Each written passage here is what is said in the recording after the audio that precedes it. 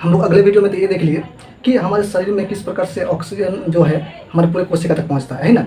लेकिन आपको ये भी बताए थे कि हमारे फेफड़ों से ऑक्सीजन लेके हीमोग्लोबिन पूरे कोशिका तक जाता है और कोशिका से कार्बन डाइऑक्साइड लेके हमारे फेफड़ों में आता है। लेकिन क्या एक ही क्या डायरेक्टली होता है? नहीं। क्या आपके मन में ये विचार नहीं आया कि हमारे जो पूरे बॉडी में खून का आना जाना होता है किसके माध्यम से होता है? हमारे बॉडी में पूरे खून को कौन भेजता है? क्या आपके मन में ये सवाल नहीं आया? जैसे देखते होंगे आपके घरों में मोटर लगा होता है, उस मोटर से क्या करते हैं आप घरों में विभिन्न जगह पर पानियों को भेजते हैं। वो मोटर यदि हम खोल देते क्या सब घर घर में पानी जाएगा? नहीं जाएगा ना। तो घर घर में पानी भेजने के लिए हमें मोटर लगाया गया है। वो मोटर से ही क्या करते हैं हम लोग पानी को जगह जगह पर भेजते हैं। इसी प्रकार पानी के माध्यम से जाता कि नहीं आता है? मतलब मोटर के माध्यम से ही हमारे विभिन्न घरों में विभिन्न जगहों में जहाँ हमें पानी की ज़रूरत है, जहाँ तक हम पानी की पाइप सेट करके रखे हैं वहाँ तक मोटर के प्रेशर से ही जाता है। इसी प्रकार हमारे पूरे बॉडी में जो खून का सप्लाई होता है, पूरे बॉडी में जो खून का भेजता है वो कौन होता है? हृदय। कौन भेजता है? हृदय, मतलब दिल यानी हार्ट। ठीक है, इसी के माध्यम से ही हमारा खून पूरे बॉडी में फैल पाता है। यदि ये काम करना बंद कर दे तो हमारे शरीर में खून आना जाना बंद हो जाएगा। समझ में आ गया? और उसी के कारण हमारा शरीर ठंडा भी पड़ जाएगा। ठीक है, हमारा शरीर जो गर्म होता है ना उसका सबसे मुख्य कारण यही है, हृदय। ठीक है, इसीलिए मृत्यु के टाइम देखिएगा शरीर ठंडा पड़ जाता है। सबसे बड़ा रीज़न यही है कि उसका हृदय बंद हो जाता है, धड़कना बंद हो जाता है। क्योंकि कोई भी चीज़ अगर चलेगा ना तो उसमें घर्षण होता है, घर्षण के कारण उसमें क्या होगा? उष्मा उत्पन्न होगा। ठीक है, आप जानते ही होंगे। लेकिन हम लोग ये भी आज जानेंगे कि आखिर हृदय किस प्रकार से काम करता है, हृदय में क्या क्या चीज़ें हैं, हृदय किस प्रकार से अशुद्ध खून को शुद्ध करता है, उसके बाद उसे फिर कहाँ भेजता है, शुद्ध करने के लिए किसका सहायता लेता है। इनको हम लोग एक एक करके डिटेल्स में सहायता मतलब जानेंगे। उससे पहले हम लोग ये जान लेते हैं, जैसे हम कुछ देर पहले बताए कि हम मोटर से पाइप के माध्यम से वो घर घर में भेजते हैं, भेजते कि नहीं? पाइप के माध्यम। तो उसी प्रकार हमारे शरीर में ना रक्त वाहिनियाँ जिससे होकर रक्त हमारा बहता है उसको रक्त वाहिनियाँ कहते हैं। ठीक है, रक्त वाहिनियाँ कहते हैं। तो हमारे शरीर में दो प्रकार के रक्त वाहिनियाँ हैं, एक वैसा जिससे हृदय से खून निकल के पूरे बॉडी में जाता है और एक वैसा जो हमारे पूरे बॉडी से खून हमारे हृदय में जाता है। तो हृदय से जिस वाहिनियाँ द्वारा हमारे पूरे बॉडी में खून जाता है उससे हम लोग कहते हैं धमनियाँ। क्या कहते हैं? धमनियाँ। इसको इंग्लिश में कहते हैं आर्टरीज। क्या कहते हैं? आर्टरीज। और जिस इकाई द्वारा हमारे हृदय में खून जाता है उसे कहते हैं वेन्स। क्या कहते हैं? वेन्स। हिंदी में उसको कहते हैं शिराएँ। क्या कहते हैं? शिराएँ। समझ में आ गया आपको? तो हमारे शरीर में कितने वाहिनियाँ हैं? दो। कितने वाहिनियाँ हैं? दो। अब हम लोग समझते हैं कि ये किस प्रकार से हमारे अशुद्ध खून को शुद्ध करता है। अब लोग शुद्ध खून का मतलब और अशुद्ध खून का मतलब देखिए। शुद्ध खून आपको हम पहले बता चुके हैं अगले वीडियो में कि हीमोग्लोबिन क्या करता है, हमारे फेफड़ों से ऑक्सीजन को लेके जाता है। तो जिस खून में हीमोग्लोबिन ऑक्सीजन लेके घूम रहा होता है ना, जब वो कार्बन मतलब कोशिका को नहीं दिया हुआ रहता है तो ऑक्सीजन उसके पास ही रहता है, तो वो रक्त शुद्ध कहलाता है, वो रक्त शुद्ध कहलाता है। लेकिन जब वो हीमोग्लोबिन ऑक्सीजन को लेकर कोशिका तक पहुंच जाता है, कोशिका उससे ले लेता है और बदले में हीमोग्लोबिन को कार्बन डाइऑक्साइड दे देता है, और वो हीमोग्लोबिन जो कार्बन डाइऑक्साइड है उसको लेकर जब रक्त में घूमता है, जिस रक्त में घूमता है वो रक्त को अशुद्ध कहते हैं। सिंपल बात, जिस रक्त में ऑक्सीजन की मात्रा होता है उसे हम लोग शुद्ध खून कहते हैं, और जिसमें कार्बन डाइऑक्साइड की मात्रा होता है उसे अशुद्ध रक्त कहते हैं।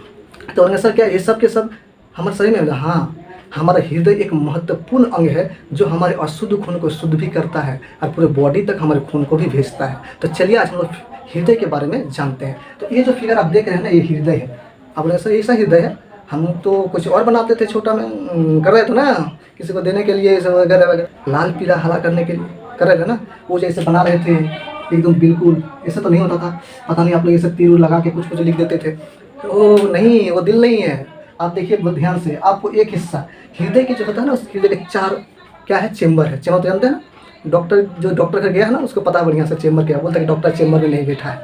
ठीक है, चेम्बर का मतलब सिंपली समझने के लिए समझ जाइए कि उसका 4 गो घर है, 4 गो घर है। ठीक है, 4 गो घर है। तो उसमें जो आप लोग देना मतलब लाल पीला हरा कर रहे थे ना, जो दे रहे थे, उसमें से एक भाग का है। देखिए ये जो बना रहे थे ना इस तरह करके, वो हृदय का एक भाग है। सोचिए आपको कितना कम प्यार करता है। जिसको भी आप दे रहे थे ना उसको आप इतना कम प्यार करते थे, या फिर आपको कोई दे रहा था तो बोलिए जाके उसको, या बोलिए अगर कोई देगा तो आप हमसे इतना प्यार करते हैं कि हृदय के 4 भाग का एक भाग हमको बना के दे रहे हैं। लालच है इसे प्यार पर हमें। आपको समझ में आया? कोई दिक्कत? मजाक कर रहे हैं। ठीक है, तो ये देखिए हृदय के कितने भाग हैं? 4। कितने भाग हैं? 4। समझ में आ गया? 4 चेम्बर है।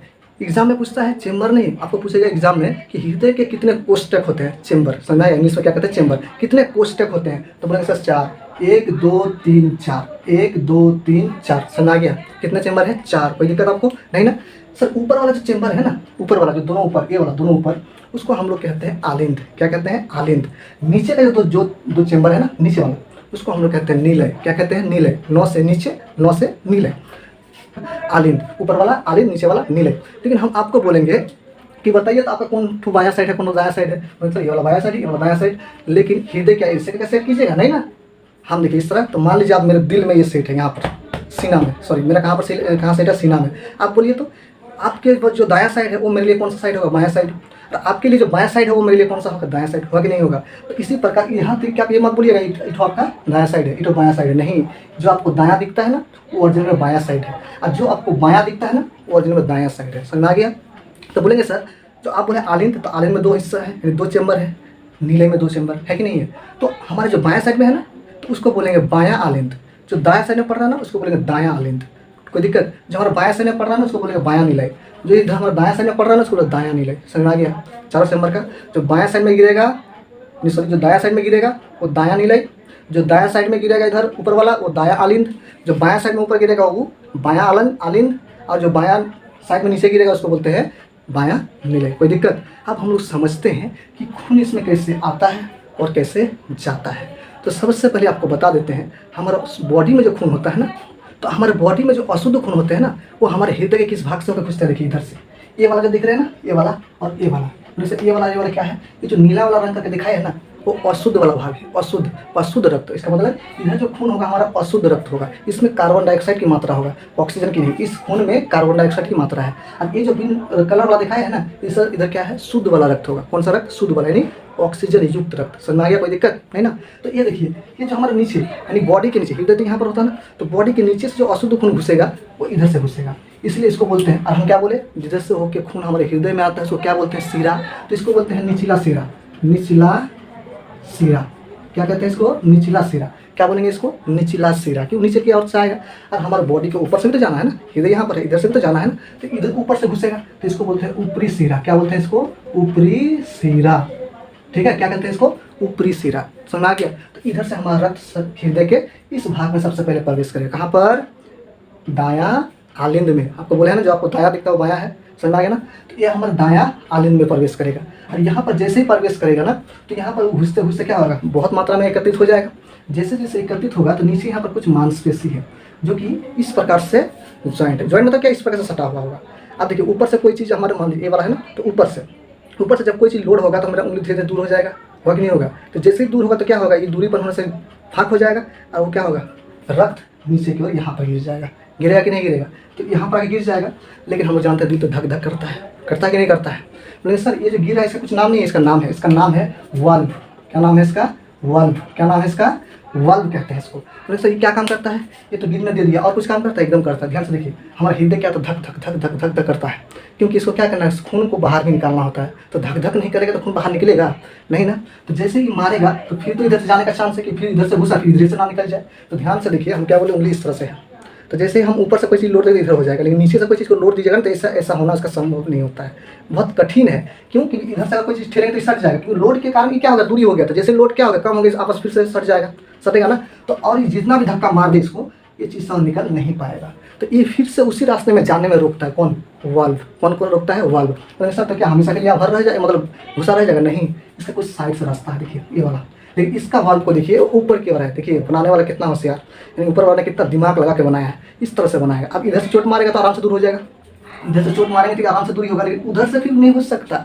देखिए बनावटी कैसा है, ऐसे जैसे मारेगा इसको धक्का, ऐसे ऐसे करके ये खून निकल जाएगा। जैसे प्रेशर से मान लीजिए थोड़ा निकला, फिर थोड़ा निकला, फिर थोड़ा निकला, इस तरह से क्या होगा, चलते रहेगा आगे।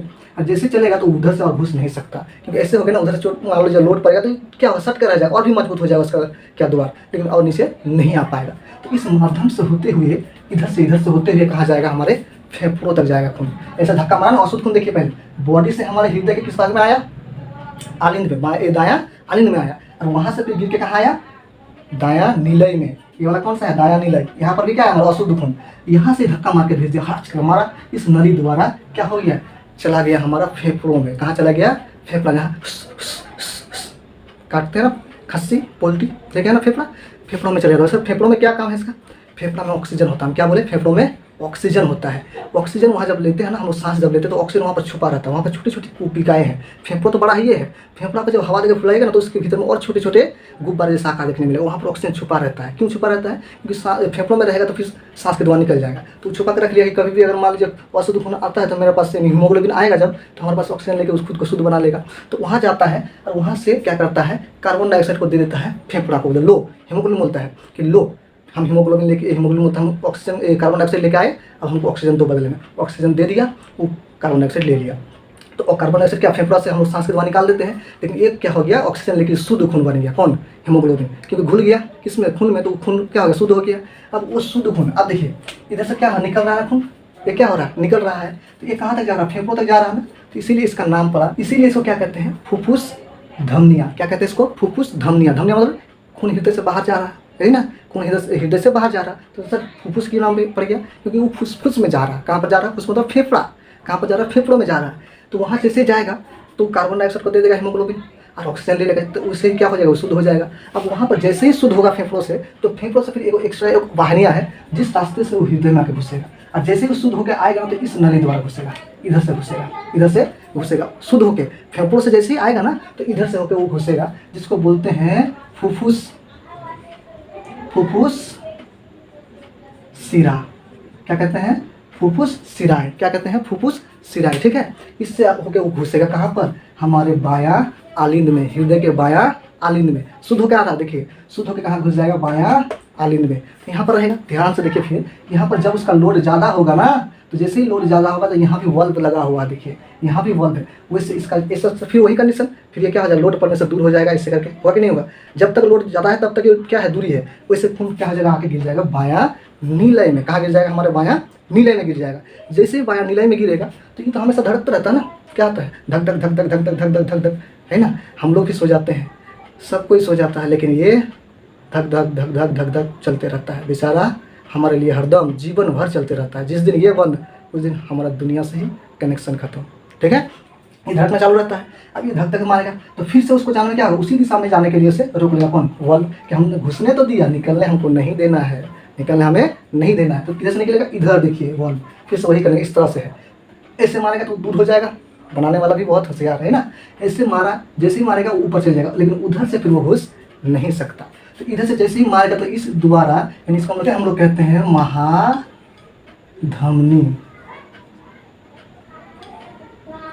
धमनी। क्या कहते हैं इसको, महाधमनी। क्या कहते हैं इसको, महाधमनी। महाधमनी मतलब अब हृदय के इस भाग से पूरे बॉडी में खून जाएगा। इधर से जैसे ही चला गया फिर से पूरे बॉडी में खून हमारा फैल जाएगा। समझ में आया? देखिए बॉडी से खून हमारा, अशुद्ध खून इधर से घुसा, लेकिन शुद्ध होकर फिर फेफड़ों से फिर हमारे इस भाग में आया, फिर हृदय क्या क्या महाधमनी द्वारा निकाल के पूरे बॉडी में भेज दिया। समझ में आया? तो सोचिए कितना क्रिया होता है, कितना हृदय हमारा व्यस्त है। इसलिए कहते हैं ना कि यूं ही ना बदनाम करो आशिकी में हृदय को, बेचारा खुद परेशान है अशुद्ध रक्त को शुद्ध करने में। ठीक है, तो इसी प्रकार से हमारा हृदय क्या करता, काम करता है। अब आप ही बोलिए, ये जो बड़ा भाग है ये क्या चीज़ है?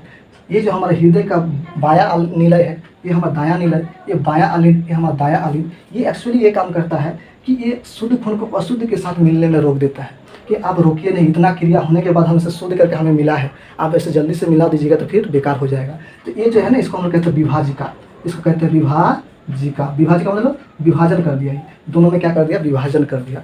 आप ही सोचिए कितना परेशान होता है, ये होता कि नहीं होता है। लेकिन आपसे यदि पूछ ले कि हृदय के किस भाग में शुद्ध खून होता है, तो बोले सर बायां निलय होता है ना, बायां निलय।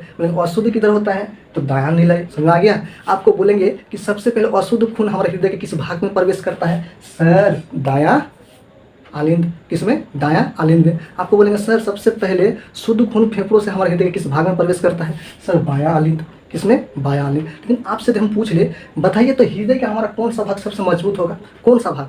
आप सोच के देखिए ध्यान से। ये जो है ना, इसमें तो आगे से घुसता है, भले ही धक धक करते रहे, लेकिन इसमें तो आगे घुसता है, इसमें लोड के कारण अपने आप इसमें गिर जाता है। लेकिन इन बेचारों को धक्का मारना पड़ता है, धक्का मार के इसको ठेल के ऊपर खून को भेजना होता है। तो इसका मतलब क्या कि आलिंद के तुलना में आलिन के तुलना में नीले की जो मांसपेशियां होता है वो मजबूत होगा। क्यों होगा? क्योंकि इसको भी धक्का मार के भेजना होता है इधर, और इसको भी धक्का मार के भेजना होता है इधर महाधमनी में, भेजना होता है कि नहीं। तो इन दोनों के तुलना में इनका मांसपेशी क्या होना चाहिए? मोटा होना चाहिए। जैसे प्लास्टिक में पानी भर लेंगे, आप प्लास्टिक ऐसे से हुपुच हुपुच करेंगे तो प्लास्टिक छीनने का डर होता है कि नहीं होता है। उसी प्रकार ये हुपुच हुपुच करके मारेगा तो इनका मांसपेशी मोटा होना चाहिए ना, नहीं तो क्या हो जाएगा? कट जाएगा, फट जाएगा, हो कि नहीं होगा? तो फिर क्या हो जाएगा? खून निकल जाएगा, तो हम लोगों का खून सप्लाई बंद हो जाएगा। समझ में आया कि नहीं आया? लेकिन ये भी बात है, आपको पूछ लेगा बताइए नीले के कौन सा भाग क्या होता है सबसे मजबूत होता है? नीले का, तो नीले का तो 2 ही भाग है ना, तो ऐसा ये वाला भाग कि ये वाला भाग। तो ध्यान से समझिए, ये तो सिर्फ धक्का मार के फेफड़ों तक भेजता है, जो कि ज़्यादा दूर में नहीं है हृदय से, लेकिन ये फेफड़ों तक भेजने के लिए थोड़ा धक्का मारता है। लेकिन ये बेचारा को पूरे बॉडी में भेजने के लिए क्या मारना पड़ता? धक्का मारना पड़ता था। आप बताइए, पूरे बॉडी में भेजने वाले को ज़्यादा प्रेशर लगाना पड़ेगा या सिर्फ फेफड़ों तक भेजने वाले को ज़्यादा प्रेशर लगाना पड़ेगा? इसका मतलब ये हुआ कि हमारा जो बायां निलय है, दायां निलय की तुलना में इनका मांसपेशी और भी मजबूत होगा कि नहीं होगा? तो यदि आपको एग्जाम में पूछ लिया जाए कि हृदय का कौन सा भाग सबसे मजबूत होता है, तो बोलेंगे बायां निलय। कौन सा हो जाएगा? बायां निलय। समझ में आ गया? कौन सा? बायां निलय। कोई दिक्कत आपको नहीं ना? तो इसी प्रकार से देख लीजिए हमारे हृदय के बहुत सारे भाग को, हमारा हृदय किस तरह काम करता है कि नहीं करता है। लेकिन एक चीज़ आपको बताते हैं, इसको हम लोग सरल से आसानी से समझने के लिए इस फिगर पे आते हैं। ठीक है, इस फिगर में आते हैं। देखिए ये हमारा पूरा बॉडी है, ये क्या हमारा पूरा बॉडी, ये हमारा फेफड़ा ऊपर में, ठीक है, शरीर है। अब देखिए हम मनुष्य का बात कर रहे हैं, मनुष्य जो है ना उसी के अंदर क्या है? हमारा पूरा शरीर है, और यहाँ पर फेफड़ा उसी के भीतर में होगा, पूरे बॉडी के अंदर होगा कि नहीं होगा? तो देखिए शरीर में अशुद्ध खून से स्टार्टिंग करते हैं। यहाँ पर मान लीजिए हमारे पास अभी अशुद्ध खून है, यानी अशुद्ध रक्त है, वो सबसे पहले कहाँ भेजेगा? दायां अलिंद में। कहाँ पर भेजेगा? दायां अलिंद में। सबसे पहले दायां अलिंद में आया, और उससे गिरेगा, यानी उससे गिरेगा कहाँ पर? दायां निलय में। दायां निलय में, दायां निलय धक्का मारेगा, दायां निलय धक्का मारेगा, कहाँ जाएगा? फेफड़ों में। कहाँ जाएगा? फुसफुस धमनी में जाएगा। कहाँ पर जाएगा? दायां, सॉरी कहाँ चला जाएगा? फेफड़ों में। और फेफड़ों के पास क्या होता है? ऑक्सीजन। क्या होता है? ऑक्सीजन। वहाँ से ऑक्सीजन लेके रक्त फिर कहाँ घुसेगा? फिर कहाँ घुसेगा? बायां आलिंद में। बायां आलिंद में, और फिर बायां आलिंद से कहाँ आएगा? बायां निलय में। बायां निलय में, फिर यहाँ से पूरे शरीर में भेजेगा, फिर यहाँ से इसको पूरे बॉडी में भेज देगा। समझ में आया ना? तो सोचिए कितना काम करता है हमारे लिए, है कि नहीं है? अब हम लोग अगले वीडियो में ये जानेंगे कि हमारे और भी क्या क्या चीज़ें हैं। खून ये जो प्रेशर लगाता है, कितना प्रेशर लगाता है, उसको कैसे मापते हैं, किस मशीन के द्वारा मापते हैं, कैसे जानते हैं, इस सब चीज़ों को हम लोग डिस्कस करेंगे आगे में। आज यहीं तक।